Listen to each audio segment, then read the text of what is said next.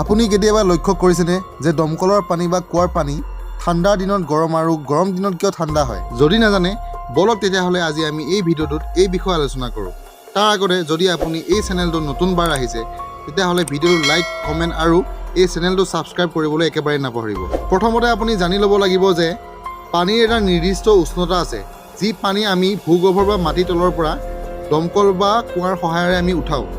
সেই পানীৰ উষ্ণতা প্ৰায় 15 পৰা 25 ডিগ্ৰীলৈ থাকে। আমি সকলোৱে জানো যে ঠাণ্ডা দিনত বায়ুমণ্ডল বহুত বেছি ঠাণ্ডা হয় আৰু এই ঠাণ্ডা প্ৰায় 10 পৰা 20 ডিগ্ৰীৰ ভিতৰত থাকে।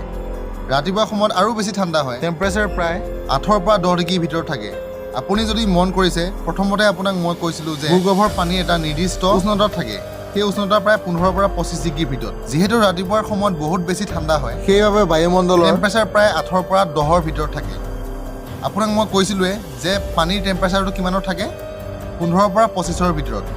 এতিয়া ৰাতিপুৱাৰ সময়ৰ বায়ুমণ্ডলৰ যিটো টেম্পাৰেচাৰ 8 পৰা 10ৰ ভিতৰত থাকে।